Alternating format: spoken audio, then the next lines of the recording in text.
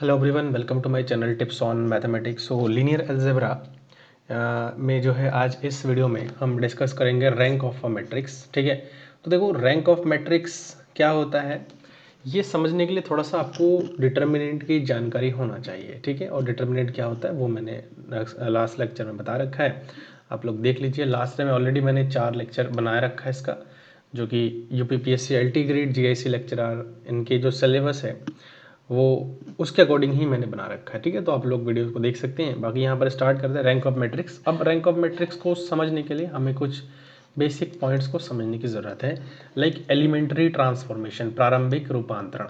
देखिए elementary transformation क्या होता है। एलिमेंट्री ट्रांसफॉर्मेशन या फिर elementary operation in a matrix means performing simple operation on rows और column to get another matrix from the original one. ठीक है, मतलब क्या होता है कि अगर हमारे पास जनरल एक मैट्रिक्स दिया हुआ है और उस मैट्रिक्स में कुछ एलिमेंट्स हमारे पास दिए हुए हैं। अब हम क्या करते हैं, मान के चलिए रो 1 है, रो 2 है, रो 3 है, तो रो 1 को मैं चेंज कर रहा हूँ रो 2 प्लस रो 3 से। क्लियर, तो इस प्रकार से मैं अगर चेंज कर रहा हूँ मतलब ये एलिमेंट्री ऑपरेशंस कहलाते हैं। या फिर R1 चेंज कर रहा हूँ R2 में, है ना, इंटरचेंज कर रहा हूँ। या फिर मैं R1 change R1 plus R2 इस टाइप से मैं चेंज कर रहा हूँ। तो मतलब वो हमें देखना है, हमें अपने सुविधा के अकॉर्डिंग जो है मैट्रिक्स को बदल देने हैं। तो वही जो है एलिमेंट्री ट्रांसफॉर्मेशन होता है। वो जो ट्रांसफॉर्मेशन होता है वो एलिमेंट्री ट्रांसफॉर्मेशन कहलाता है। जो मैं संक्रिया लिखा हूँ like AR1 interchange to R2, तो ये संक्रियाएँ हैं। ठीक है, ये जो है ऑपरेशंस है। क्लियर है, यहाँ पर देखो these operation are used mainly to find the inverse, solve the linear equation और reduce matrices to simple form। मतलब जो मैट्रिक्स दिया हुआ है सिंपल फॉर्म लाइक रो एक्लोन फॉर्म, अभी मैं बताऊंगा ये रो एक्लोन फॉर्म आपका क्या होता है। तो इस प्रकार से अभी कुछ एग्जांपल लेते हैं, तो इसको समझने की कोशिश करते हैं। टाइप्स ऑफ एलिमेंट्री ट्रांसफॉर्मेशन, देखो कितने टाइप के एलिमेंट्री ट्रांसफॉर्मेशन होते हैं। Elementary transformation are of 3 types, they can be applied to row or column। let's first take row transformation, denote RRR। ठीक है, तो रो ट्रांसफॉर्मेशन, ठीक है, रो ट्रांसफॉर्मेशन क्या होता है, यहाँ पर इसको काट लीजिएगा, आर हो सिंपल आर है। ठीक है, इसको सही कर लीजिएगा, यहाँ सिर्फ सिंगल आर है बस। क्लियर, चलो अब ये जो रो ट्रांसफॉर्मेशन कह रहा है, ये रो ट्रांसफॉर्मेशन है क्या। देखो सबसे पहला जो इसमें ट्रांसफॉर्मेशन हमारे सामने आ रहा है वो आ रहा है इंटरचेंजिंग टू रोज। मतलब अभी मैंने बताया ना कि ith रो और jth रो को आपस में क्या कर रहे हैं, इंटरचेंज कर रहे हैं। मतलब जो भी i रो है और j रो है उसको आपस में हम क्या कर रहे हैं, स्वेप कर रहे हैं, चेंज कर रहे हैं, इंटरचेंज कर रहे हैं। लाइक एक एग्जांपल देखो, यहाँ पर 1 है, 2 है, 3 है, 4 है। अब मैं क्या कर रहा हूँ, रो 1, ये रो 1 है, ये रो 2 है, तो ये रो 1 को मैं क्या चेंज कर रहा हूँ, रो 2 में चेंज करूँगा। तो आप देख पाएंगे कि ये जो रो 1 है वो रो 2 में आ गया है और जो रो 2 है वो रो 1 में आ गया है।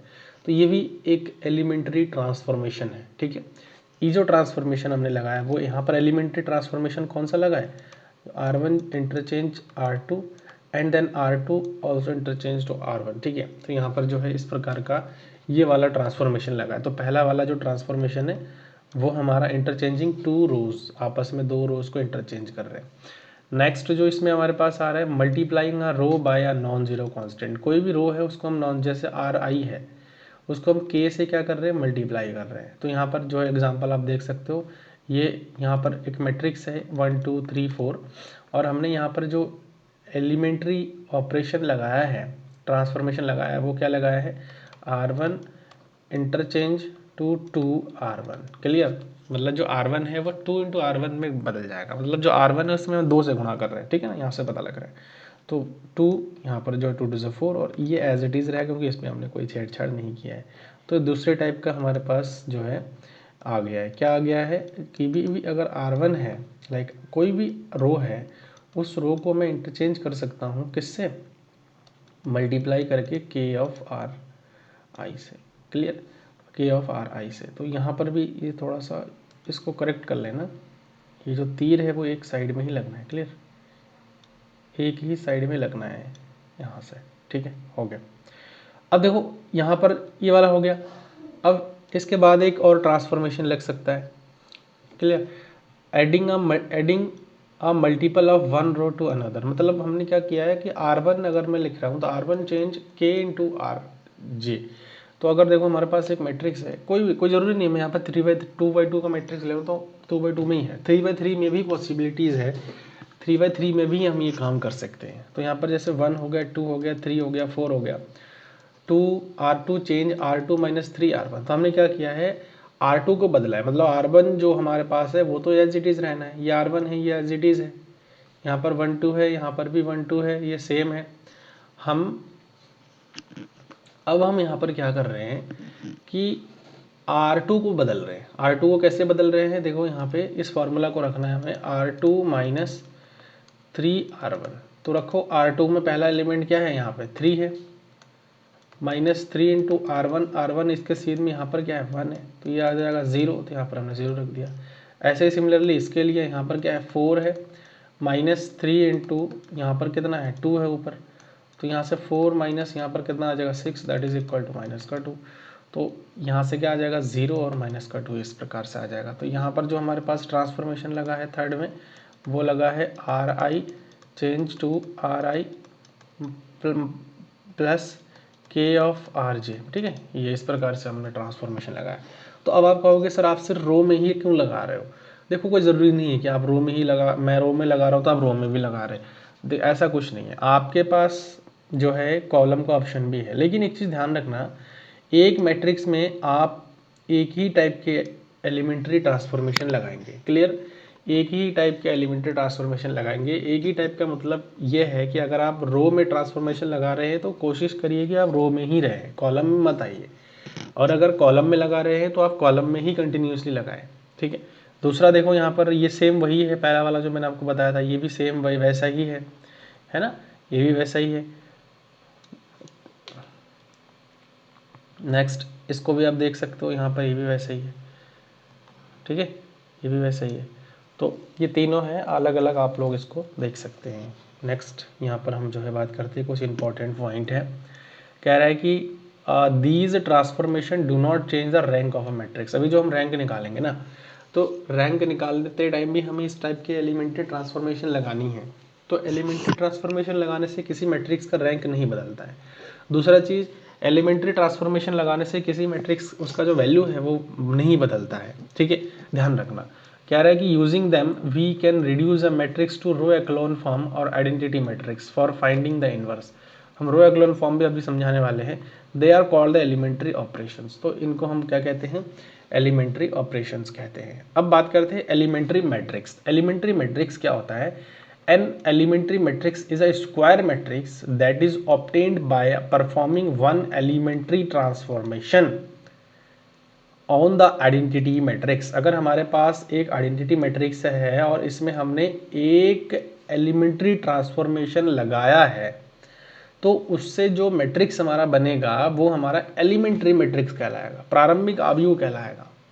मतलब अगर हमारे पास 3/3 का एक आइडेंटिटी मैट्रिक्स है, एक आइडेंटिटी मैट्रिक्स है, तो उस कंडीशन में हम लोग को क्या करनी है, इसमें कोई भी एक रो या कॉलम को उठाओ, उसमें एक एलिमेंट्री ऑपरेशन लगा दो, जो मैट्रिक्स बनेगा वो हमारा एलिमेंट्री मैट्रिक्स बनेगा। वही कहा जा रहा है कि एक प्रारंभिक आव्यूह एलिमेंट्री मैट्रिक्स वहाँ होता है जिसे एक तत्समक आव्यूह आइडेंटिटी मैट्रिक्स पर केवल एक प्रारंभिक पंक्ति संक्रिया लगाकर प्राप्त किया जाता है। यहाँ थोड़ा सा इसको चाहो तो सही कर लेना, पंक्ति या फिर यहाँ पर जो है स्तंभ, स्तंभ ऐसा भी आप लिख सकते हैं, पंक्ति या फिर स्तंभ लगा करके आप यहाँ पर लिख सकते हैं, ठीक है। कुछ एग्जाम्पल हैं यहाँ पे, इन एग्जाम्पल को देखिए। एक 3/3 का मैट्रिक्स है, मान के चलिए ये है। अब हम रो स्वैप कर रहे हैं, मान के चलो कि मैट्रिक्स हमारे पास है, इसमें हम रो स्वैप कर रहे हैं, मतलब R1 जो है R2 के साथ स्वैप कर रहे हैं यहाँ पे। तो R1 R2 के साथ स्वैप करने पर देखो ये बन रहा है हमारे पास मैट्रिक्स, तो ये एलिमेंट्री मैट्रिक्स है, ठीक है, ये एलिमेंट्री मैट्रिक्स है। दूसरा क्या है कि हम R1 चेंज टू 2R1, ठीक है, हम क्या कर रहे हैं, R1 को 2 से गुणा कर रहे हैं, तो यहाँ पर R1 आप देख सकते हो कि 2 से गुणा हो गया है, क्लियर। तो ये भी हमारा जो है एलिमेंट्री मैट्रिक्स है। दूसरा देखो यहाँ पर हमने इसको चेंज किया है, तो ये भी एक एलिमेंट्री मैट्रिक्स है, क्लियर। हमने जो है ट्रांसफॉर्मेशन लगाया है, यहाँ पे रो ट्रांसफॉर्मेशन लगाया है, एलिमेंट्री रो ट्रांसफॉर्मेशन। नेक्स्ट आता है echelon form of a matrix. देखो एक्लोन फॉर्म अगर आपको रैंक निकालना है तो कहीं ना कहीं एक्लोन फॉर्म आपको समझनी पड़ेगी। अगर एक्लोन फॉर्म आप समझ गए तो आप इजीली रैंक को फाइंड आउट कर सकते हो। ठीक है, इजीली रैंक को फाइंड आउट कर सकते हो। डिटर्मिनेंट आता है तो भी आप रैंक फाइंड आउट कर सकते हो। इंडिपेंडेंट डिपेंडेंट रोज अगर आप देख सकते हो तो भी आप रैंकों को इजीली फाइंड आउट कर सकते हो। ठीक है, यहाँ पर देखिए एक्लोन फॉर्म कह रहा है कि all non zero rows appear above any row of all zero. मतलब ये है कि all zero rows are at the bottom, है ना। मतलब जितने भी नॉन जीरो रो है appear above any row of all zero. ठीक है, तो ये चीज़ हमें ध्यान रखना है कि जब भी कोई भी जीरो जीरो वाले एलिमेंट है, ठीक है, जीरो रोज जो है वो हमेशा के लिए बॉटम में होना चाहिए, मतलब यहाँ होना चाहिए। बॉटम से ही जीरो रोज की उत्पत्ति होंगी, ये बॉटम से ही होना, हमें ये देखना है बॉटम से हो। ऐसा नहीं है कि हम जीरो रोज को बना रहे हैं और डायरेक्ट यहाँ से बनाना शुरू कर रहे हैं, तो ये चीज़ गलत हो जाएगा। ये तरीका गलत है, ये तरीका सही है। मतलब जीरो रोज जब भी होंगे वो बॉटम में दिखना चाहिए हमें। एक्लोन फॉर्म यही कह रहा है कि in each non zero row the first non zero entry called leading entry और the pivot is to the right of the leading entry of the row just above it. देखो अब यहाँ पर जो दूसरा पॉइंट में क्या कहा है कि एक्लोन फॉर्म में हमें ये देखना है कि जब भी लीडिंग एंट्री क्या होता है। मान के चलो मैं एक मैट्रिक्स ले रहा हूँ, यहाँ पे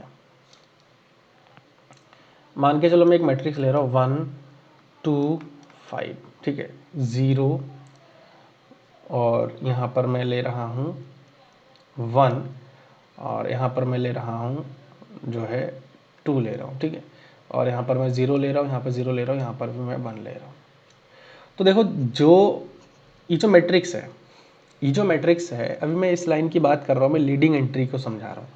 ये जो मैट्रिक्स इसमें जो जिस भी रो का हम अगर कोई भी रो देखें, उस रो का पहला नॉन जीरो एलिमेंट देखना हमें, पहला नॉन जीरो एलिमेंट, तो इसका ये लीडिंग एंट्री है।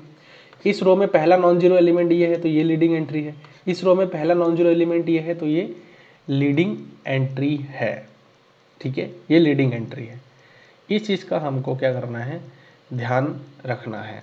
क्लियर है। और यहाँ पर एक चीज़ और कहा है, in each non zero row the first non zero entry is to the right of the leading entry. मतलब लीडिंग एंट्री के राइट में होना चाहिए।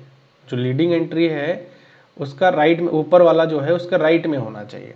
ठीक है, उसके राइट में दिखना चाहिए। अब इसके कुछ एग्जांपल लेते हैं। देखो यहाँ पर थोड़ा सा और भी है। All entries below each leading entry are 0। ठीक है, तो देखो ये लीडिंग एंट्री है, इसके नीचे वाला जो एलिमेंट है वो हमेशा क्या होना चाहिए, 0 होना चाहिए। ये लीडिंग एंट्री है, इसके नीचे वाला एलिमेंट हमेशा क्या होना चाहिए, 0 होना चाहिए। तो ये चीज़ बहुत इंपॉर्टेंट है, ये चीज़ बहुत मैटर कर रहा है। और इसके ऊपर जो देखो ये राइट में है, ठीक है, इसके ऊपर जो है वो नॉन जीरो एलिमेंट हमारा क्या होना चाहिए, राइट में होना चाहिए। ठीक है, नॉन जीरो एलिमेंट का होना चाहिए, राइट में होना चाहिए। तो इस प्रकार से आप यहाँ पर रो एक्लोन फॉर्म बना सकते हो इजीली। यहाँ पर देखो इसको देखिए, ये एग्जांपल है 1 2 -1 3 0 1 2 4, ये मैट्रिक्स है।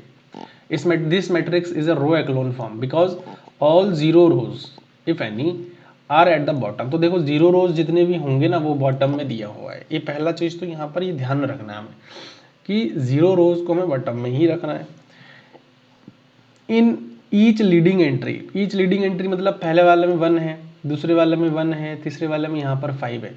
लीडिंग एंट्री का मतलब क्या है, हमें रो को देखना है और रो को देख करके हमें ये समझना है कि पहला नॉन जीरो एलिमेंट देखो, इसमें देखो पहला नॉन जीरो एलिमेंट 1 है।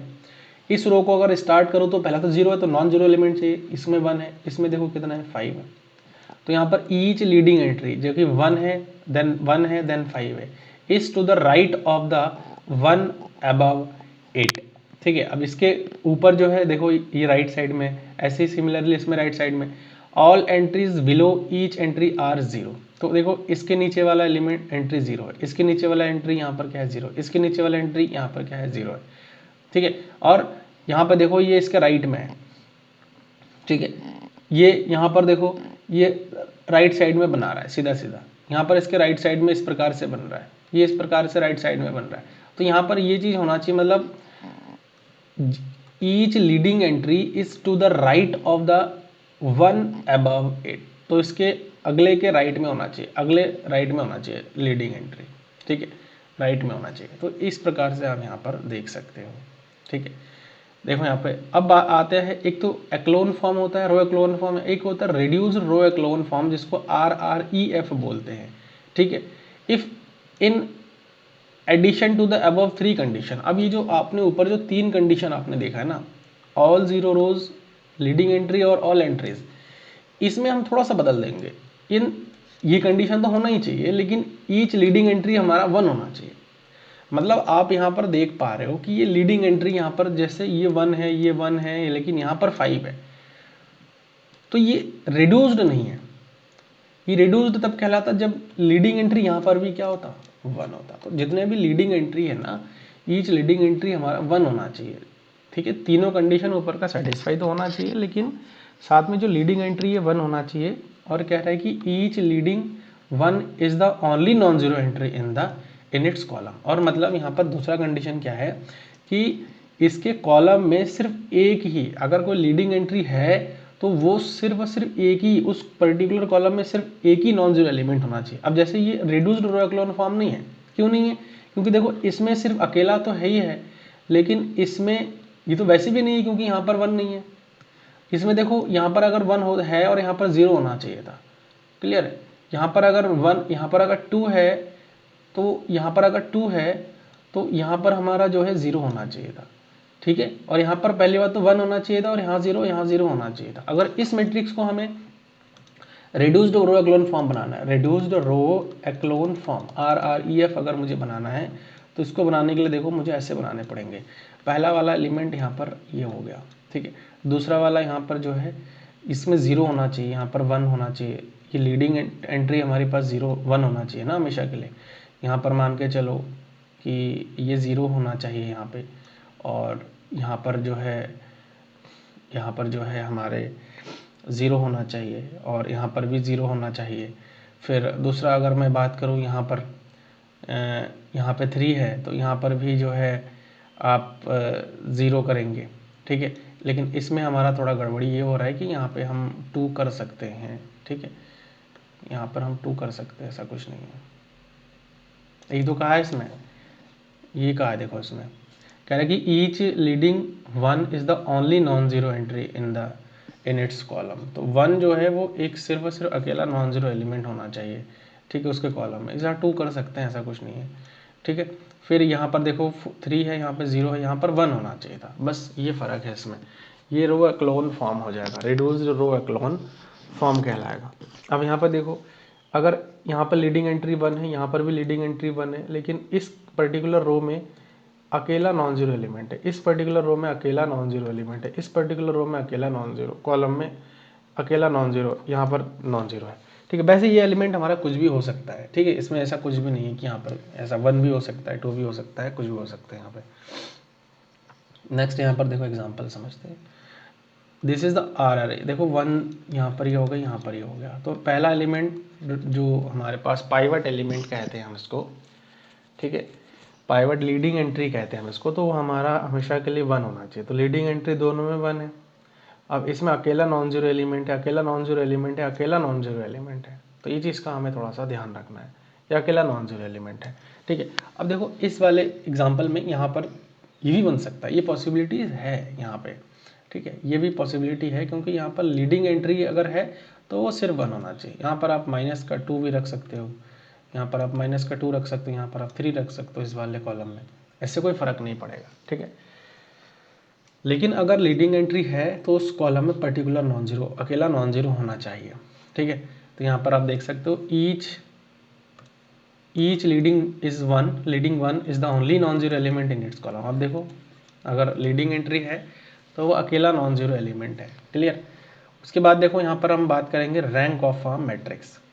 रैंक ऑफ मैट्रिक्स निकालने के लिए हमें 2 चीज़ें की ज़रूरत पड़ सकती है, और 2 चीज़ों में हम ये देखेंगे। देखो रैंक ऑफ मैट्रिक्स क्या है, the rank of matrix is the maximum number of linearly independent rows और कॉलम इन द मैट्रिक्स, या फिर रैंक ऑफ मैट्रिक्स क्या है, number of non zero rows in its echelon form, it is denoted by rho of A, ठीक है।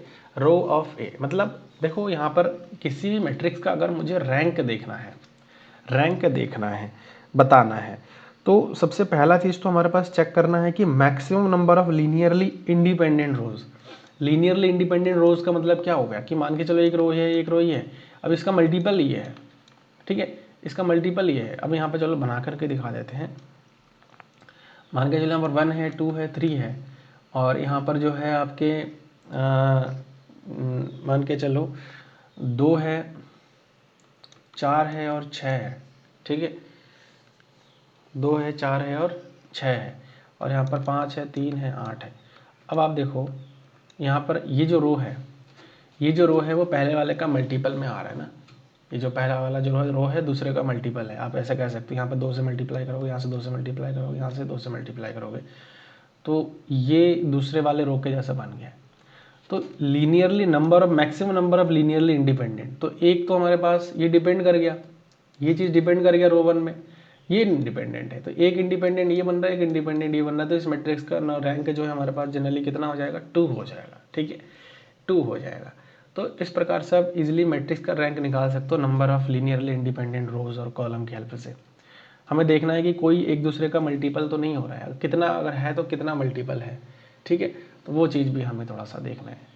रो देखना है, मैंने ये बताया, रोज और कॉलम भी अगर मिल जाए तो भी कोई दिक्कत नहीं है। अगर रो मिलेगा ही मिलेगा, अगर ऐसा है तो मिलेगा ही मिलेगा, अगर नहीं है बिल्कुल भी, कॉलम में भी नहीं मिल रहा, रो में, तो उसका रैंक पूरा पूरा हो जाएगा, ठीक है।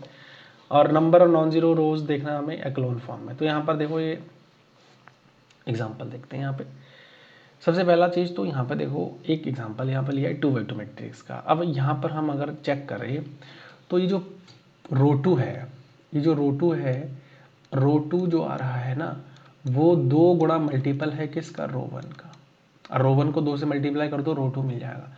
मतलब so both rows are dependent, one is multiple of the other, ठीक है, एक दूसरे का जो है क्या है, ये मल्टीपल है, hence there is only one independent row. तो एक ही इंडिपेंडेंट रो हो गया ना, हम इसी को ही लेंगे, क्योंकि दूसरा तो मल्टीपल हो गया पहले वाले, तो ये पॉसिबल नहीं है। तो यहाँ पर जितना number of maximum number of independent rows होंगे वो हमारा उसका रैंक हो जाएगा। तो एक ही आ रहा है तो इसका रैंक कितना हो जाएगा, यहाँ पे 1 हो जाएगा। दूसरा रो एक्लोन फॉर्म से भी आप इसको चेक कर सकते हो, रो एक्लोन फॉर्म से भी आप इसको चेक कर सकते हो। रो एक्लोन फॉर्म से आप कैसे चेक करोगे, आप यहाँ पे रिड्यूस करोगे इसको, ठीक है, रिड्यूस करना है तो एलिमेंट्री ट्रांसफॉर्मेशन लगाने हैं। देखो मुझे क्या करना होता है रो एक्लोन फॉर्म में बदलने के लिए, सबसे पहले तो हमें लीड जो हमारे पास जो लास्ट वाला जो रो है उसको हमें क्या करना होता है, बॉटम में 0 लाने पड़ते हैं।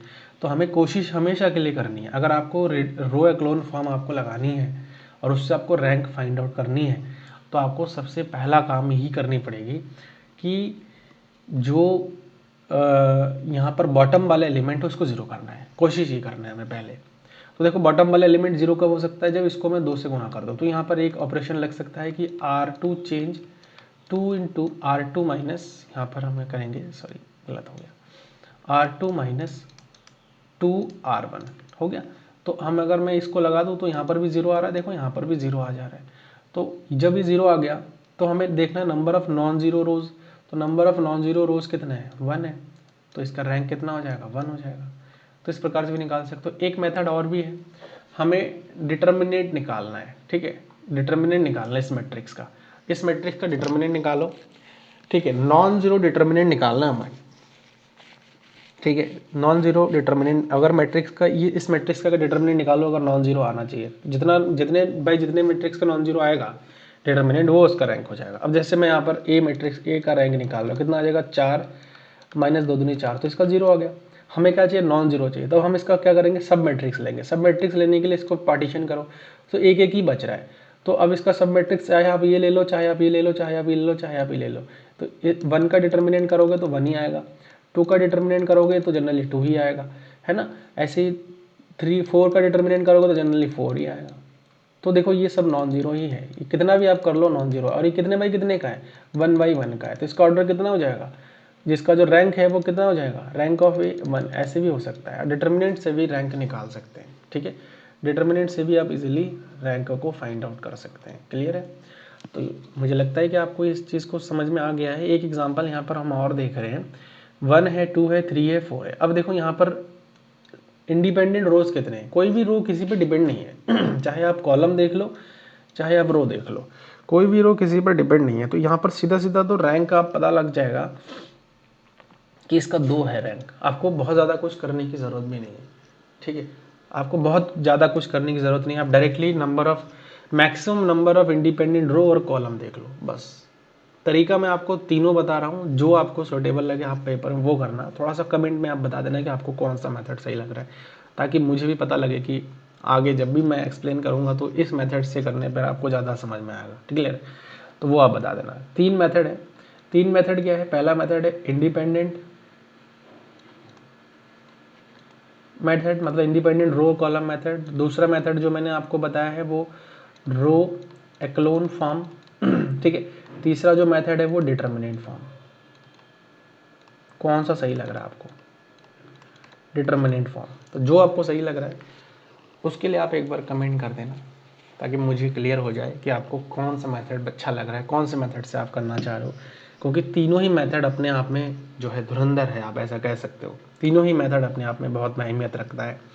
कभी कभी हो सकता है कि इंडिपेंडेंट रो कॉलम को पहचानना है, वैसे पहचानने में दिक्कत तो नहीं होगी, क्योंकि हमें सिर्फ रो कॉलम का मल्टीपल ही चेक करनी है, तो वहाँ आप इजीली चेक कर सकते हो। डिटर्मिनेंट निकालना वो भी आसान है। रो क्लोन फॉर्म वो मैंने आपको बता दिया, थोड़ा सा रो क्लोन फॉर्म लेंदी पड़ जाता है, तो उस कंडीशन में मुझे ऐसा लगता है कि आपको उसको थोड़े टाइम के लिए अवॉइड करना चाहिए। लेकिन अगर कोई ऑप्शन नहीं बच रहा है तो रो क्लोन फॉर्म एक बेस्ट तरीका हो सकता है, क्लियर। रो क्लोन फॉर्म एक बेस्ट तरीका हो सकता है, तो इस चीज़ को आपको थोड़ा सा ध्यान रखना है। फिर यहाँ पर देखो, इसको रो क्लोन फॉर्म में से करा है तो बॉटम वाले 0 करना है, तो इसको 0। अब इसके ज़्यादा 0 नहीं हो सकता, जो 0 हो गया उसको नहीं छेड़ना है। अगर आपने इसको फिर से मान के चलो कि आपको इसको भी 0 करना है, अब आप कहोगे सर इसको तो 0 कर लिया, मैं दूसरे वाले को 0 करना है। दूसरे वाले 0 नहीं हो सकता। अगर इसको 0 करने जाओगे तो आप देखो R2 चेंज आप यहाँ पर यही लगाओगे ना, R2 + R1, तो जैसे ही आप R2 + R1 करोगे ये बदल जाएगा। तो जब 0 हो गया तो हमें दोबारा नहीं छेड़ना है। तो number of non zero rows कितने हो गए, 2 हो गए, तो रैंक 2 हो गया। और कोई भी मल्टीपल नहीं है किसी का, तो यहाँ पर इसका भी रैंक इस प्रकार से भी निकाल सकते हो, 2 है। अब इसका आप डिटर्मिनेंट से भी निकाल सकते हो, डिटर्मिनेंट से निकालो। देखो जितने मैट्रिक्स मान के चलो ये 2x2 मैट्रिक्स है, अब 2x2 मैट्रिक्स का डिटर्मिनेंट निकालो। अगर ये नॉन जीरो आ गया तो इसका रैंक 2 हो जाएगा। अगर मान के चलो 0 आ गया तो आप 1/1 का डिटर्मिनेंट ले लो, इसको पार्टीशन कर लो, कोई दिक्कत नहीं है। तो यहाँ पर जो कितना आ जाएगा, 4 एकम 4 माइनस 3 दूनी 6 माइनस का 2 आ रहा है, विच इज़ नॉन जीरो। तो हम एक डायरेक्ट कह सकते हैं कि इसका जो रैंक है वो 2 है, क्लियर। मुझे लगता है कि ये सब चीज़ें आपको क्लियर हो रही है और होना भी चाहिए। एक एग्जांपल यहाँ पर हम देखते हैं, इस मैट्रिक्स को, इसका हम रैंक निकालना चाह रहे हैं। अब इसका रैंक निकालने के लिए आपके पास तरीके हैं। कितने तरीके हैं, 3 तरीके हैं। 3 तरीके कौन कौन से हैं, 3 तरीके कौन कौन से हैं आपके पास, 3 तरीके हैं। एक तो सबसे पहला नंबर ऑफ इंडिपेंडेंट रो और कॉलम को निकालना, दूसरा आपके पास है रो एक्लोन फॉर्म निकालना, तीसरा आपके पास है डिटर्मिनेंट निकालना। तो इसका रैंक कितना हो जाएगा वो हमको निकाल के देखना है, क्लियर है। तो सबसे पहला काम तो हम यहाँ पर ये करते हैं, रो एक्लोन फॉर्म से निकला हुआ है, वैसे तो आप लोग देख ही सकते हो, रो एक्लोन फॉर्म का यहाँ पर लगा रखा है। बॉटम वाले हमें कोशिश करनी है 0 करना है, ठीक है, बॉटम वाले हमें कोशिश करने की 0 करना है। यहाँ पर थोड़ा सा गड़बड़ी ये है कि बॉटम वाले 0 नहीं दिख रहे होंगे, वो मैं आपको बता रहा हूँ तरीके। बॉटम वाले 0 नहीं है तो यहाँ पर आपको बस नॉन जीरो रोज देखने हैं यहाँ पे, ठीक है। बॉटम वाले आप 0 कर सकते हो, इसको आप चाहो तो यहाँ आपस में स्वैप कर दो, मतलब यहाँ पर एक ट्रांसफॉर्मेशन और आप लगा सकते हो, लगा करके देख लो कि जो R2 है वो इंटरचेंज हो जाएंगे R3 में, बस रो सारे बॉटम में आ जाएंगे, कोई इशू नहीं है, ठीक है। तो यहाँ पर भी घबराने वाली कोई बात नहीं है। आप कहोगे कि सर ये तो रो एक्लोन फॉर्म में बॉटम में होना चाहिए, तो बॉटम में तो है ही नहीं, तो ऐसे भी आप बॉटम में ला सकते हैं इसको। अब इसका डिटर्मिनेंट निकालो, ए का डिटर्मिनेंट अगर आप निकाल रहे हो तो देखो, ए का डिटर्मिनेंट निकालने के लिए मैंने आपको तरीका बताया था, शॉर्ट ट्रिक बताया था ना, डिटर्मिनेंट कैसे निकाला जाएगा। यहाँ पर आप 1 लिखो, यहाँ पर आप 2 लिखो, यहाँ पर आप 1 लिखो, यहाँ पर आप 3 लिखो, यहाँ पर आप 6 लिखो, यहाँ पर आप 1 लिखो, ठीक है। तो पहला आपके पास 3 दूनी 6 आ रहा है, फिर 4 एकम 4 आ रहा है प्लस का, फिर यहाँ पर 6 दूनी 12 आ रहा है, फिर माइनस यहाँ पर जो है कितना आ जाएगा, 2 दूनी 4 आ जाएगा, फिर माइनस ये 2 दूनी 4 हो गया, 4 तिया 12 हो जाएगा यहाँ पे, फिर माइनस 4 तिया 12 हो गया, फिर 6 कम 6 हो जाएगा, ठीक है। तो कितना आ जा रहा है, 6 और 4 10, 10 और यहाँ पर 12 जो है कितना हो जाएगा, 2 2 22 हो जाएगा यहाँ पे, ठीक है। और यहाँ पर 6 4 10 और यहाँ पर 12, यहाँ पर 22 हो गया। तो अगर आप इसका डिटर्मिनेंट निकाल रहे हो तो टोटली कितना आ रहा है, ए का डिटर्मिनेंट अगर आप निकाल रहे हो तो वो आ रहा है 0 हमारे पास। तो इसका मतलब इसका रैंक 3/3 तो पॉसिबल नहीं है। 0 अगर आ रहा है तो यहाँ पर 3/3 इसका रैंक पॉसिबल नहीं है। तो अब हमें क्या करना है, सिंस डिटर्मिनेंट ऑफ ए जो है 0 आ रहा है, therefore 3 is not it's rank, ठीक है, इसका रैंक नहीं। तो हमें क्या करना है, इसका सब मैट्रिक्स उठाओ। सब मैट्रिक्स उठाने के बाद देखो कि कितना आ रहा है। सब मैट्रिक्स उठाओ। सब मैट्रिक्स में आप देख पा रहे हो कि यहाँ पर सब मैट्रिक्स उठाने के बाद भी जो है यहाँ पर कितना आ रहा है, देखो यहाँ पे सब मैट्रिक्स उठा करके देख लो कोई भी। 2 बाई, अब 3 का हो गया तो 2/2 का उठा लो, कोई भी सब मैट्रिक्स उठा लो, ठीक है। तो यहाँ पर आप देख पा रहे हो कि यहाँ से आप कोई भी 2 उठा लो, ये 2 उठा लो यहाँ से, ठीक है। देखो 1 2 1 1 आप यहाँ से उठा लो तो यहाँ से क्या आ जाएगा, 1 1 कम 1 आ जाएगा और 2 1 कम 2 आ जाएगा। तो यहाँ पर कितना आ जाएगा, माइनस का 1 आ रहा है जो कि 0 के इक्वल नहीं है। तो इसका मतलब इसका रैंक जो है कितना आ जाएगा, 2 आ जाएगा। अब आपका क्वेश्चन मुझे समझ में आ गया कि आपने कौन सा पकड़ लिया है। आपने इसको पकड़ा है ना, आपने इसको पकड़ा है। आपने कहा कि सर इसको हम डिटर्मिनेंट क्यों नहीं निकाल सकते, इसको भी निकालिए, आपको इशू नहीं है। लेकिन अब आपका सवाल यहाँ पर यह आएगा कि सर ये तो हमारा 0 हो जा रहा है, तो कैसे इसका रैंक 2 हो जाएगा। तो भैया अगर हर 2/2 के लिए 0 आ रहा है तो ही हम उसको मानेंगे, अदरवाइज नहीं मानेंगे। अब देखो हर किसी के लिए 2/2 के लिए 0 नहीं आ रहा है, मतलब आपको मैंने माइनर सिखाया था ना, बस यहाँ पर आप माइनर का कॉन्सेप्ट भी लगाइए, ठीक है। माइनर आप निकाल लीजिए, कोई भी एलिमेंट का माइनर निकाल लो, आप कोई भी एलिमेंट का आप माइनर निकाल लो, देख लो हर माइनर जो है अगर 0 आ रहा है तो उस कंडीशन में तो वो हो जाएगा, पता लग जाएगा आपको उसमें।